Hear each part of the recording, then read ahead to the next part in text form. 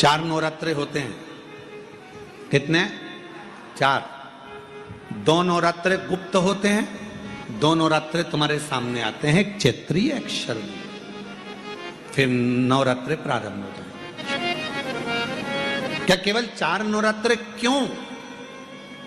मां जगतजननी की आराधना 4 बार 4 नवरात्रे के रूप में क्यों होती है?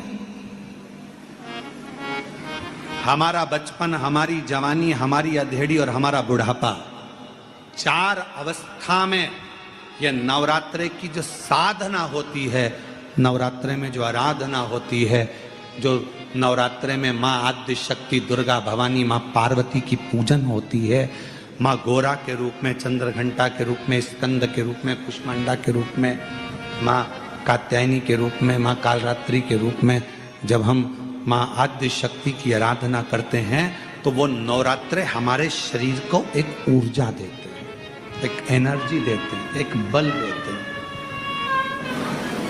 नवरात्रे आएंगे, प्रारंभ होंगे,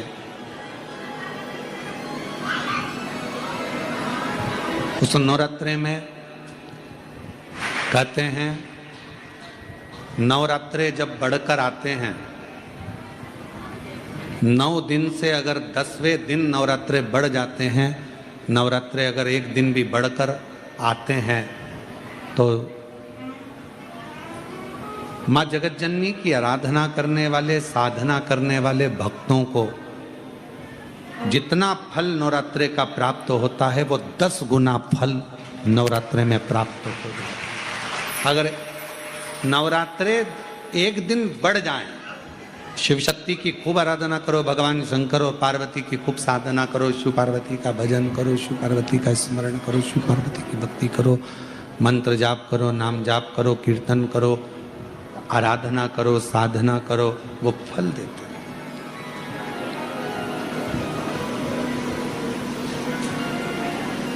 आराधना साधना मां अंबा जगदंबा की भी शिव के साथ।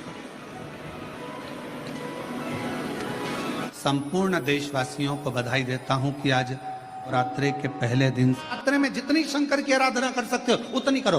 शंकर की आराधना करने से नवरात्रे में शक्ति का बल बढ़ता।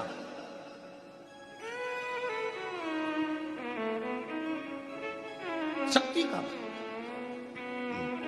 क्यों गुरुजी नवरात्र में शंकर जी की आराधना क्यों करना चाहिए? हमने कहा अगर माता रानी से जो मांगना है तुम्हें, अगर तुमने नवरात्रे में शिव जी की आराधना करिए, शंकर की कथा सुनिए, शंकर की आराधना करिए, शिव स्तुति करिए, शंकर को 1 लोटा जल चढ़ाया, मां आद्य शक्ति तुम्हारे पर कृपा करेगी। क्यों? क्योंकि जिस स्थान पर शिवलिंग रखा होता है और जो हस्त कमल है वो मां पार्वती जगत जननी दुर्गा भवानी है। जब हम जल चढ़ाते हैं मां आद्य शक्ति अंबा जगदंबा 64 योगिनियों पर वो जल चढ़ जाता है और जगत जननी नवरात्र में प्रसन्न हो जाती है। वो जल की इतनी महत्वता है। आद्य शक्ति को प्रसन्न करना है, नवरात्र में शिव जी को जल चढ़ा।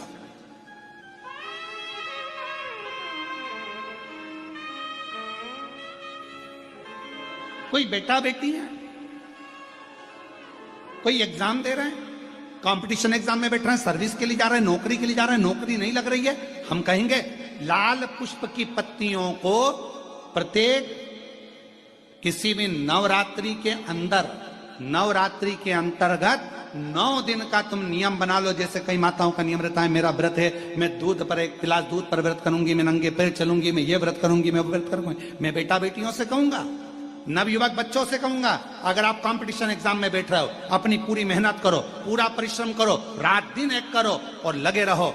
और 9 दिन तक नवरात्रि में 9 लाल फूल की 9 पंखड़ियां या 9 कोई भी चावल लाल कलर में कर कर, कुंकू में कर कर, अगर माँ जगत जननी के मंदिर में नहीं जा सकते, माँ भीड़ रहे तो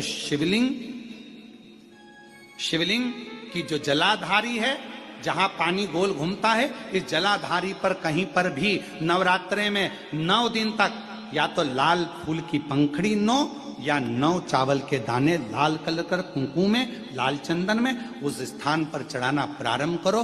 9 दिन के बाद तुम्हें 15 दिन और निकलेंगे, उसके बाद तुम्हें खुद लगेगा कि तुम्हारी जॉब, तुम्हारी नौकरी तुम्हारा बाबा ने लगाया है। शक्ति का बल, परिश्रम जरूर करना, मेहनत जरूर करना, रात दिन पढ़ाई एक साथ करना और अपने परिश्रम को नहीं छोड़ना। मेहनत जरूर करो पर साथ में ये प्रयोग भी करो नवरात्रि का। देखो शिव और शक्ति का बल तुम्हें प्रसन्नता देता है कि नहीं देता। शिव शक्ति का बल हमें प्रसन्नता देता है कि नहीं देता।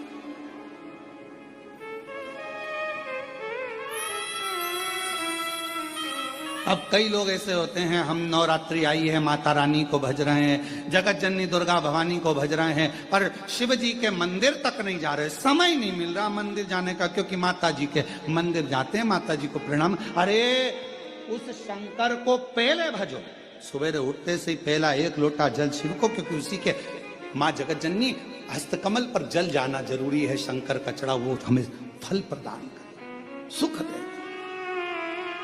आनंद का। देवी जी का दर्शन करा है तुम लोगों ने?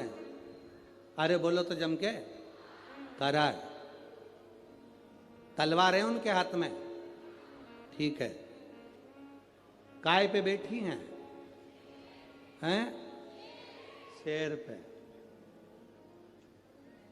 तुम मोटरसाइकिल पे बैठ के इतनी घबरा जाती हो कि कोई तुम्हें घूर के देख ले तो तुम्हारी आंख में आंसू आ जाता है। वो भवानी है, दुर्गा शेर पर बैठी थी। शुंभ और निशुंभ दोनों राक्षसों ने आकर कह दिया था, ए सुंदरी, हम दोनों में से एक से तू शादी कर ले तो बच जाएगी, नहीं तो मर जाएगी। देवी अंदर गई गुफा में, शंकर भगवान से कहा, शुंभ निशुंभ आए हैं दरवाजे पर। तो भगवान शंकर मुस्कुरा कर बोले, तुम मुझसे कहने आई हो, तुम स्त्री हो, एक नारी में आधा शंकर होता है। जब शंकर तुझ में है, शक्ति तुझ में है, शिव तुझ में है, तो तू दुनिया से निपट सकती है। चढ़ जा शेर पर, उठा तलवार, कर संहार। माता पार्वती जी कहती है, मैंने शास्त्र पढ़े हैं मेरे हाथ में, मैं वेद माता भी कहलाती हूं, मैं शास्त्र हाथ में रखती हूं, शस्त्र कैसे उठाऊं? शंकर भगवान कहते हैं, संस्कृति को बचाना है, संस्कारों को बचाना है तो शास्त्र उठाना पड़ेगा, और अपने आप को और सनातन धर्म को बचाना है तो शस्त्र भी उठाना पड़ेगा। यह हमारे को ऊपर निर्भर करता है। हम शास्त्र भी उठा सकते हैं और शस्त्र भी उठा सकते हैं। ये मां जगजननी दुर्गा भवानी का दर्शन करने जाओ तो उस माता को प्रणाम कर कर उससे कहकर आना, मां जब शास्त्र की जरूरत हो तब मुझे शास्त्र देना, और जब शस्त्र की जरूरत हो ऐसा बल देना, ऐसा शस्त्र देना कि दुनिया के लोग याद रखें, हम याद रखें। कभी जिंदगी में मौका मिले तो 5 दुर्बा, कितनी दुर्बा जम के बोलो जरा, 5 दुर्बा 1 बेलपत्र।